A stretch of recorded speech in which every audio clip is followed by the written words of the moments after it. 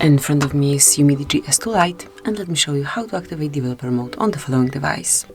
So first of all, you need to reach the settings, then find and select system, and go to the advanced.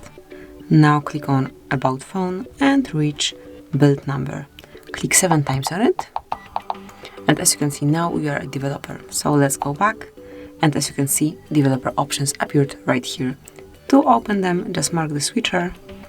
And now you can smoothly use all the features that are here. Scroll down, pick the option that you would like to apply, that you would like to perform. And as you can see, it has been already applied. Then you can turn it on the same way. And if you would like to switch the developer mode off, just mark the switcher.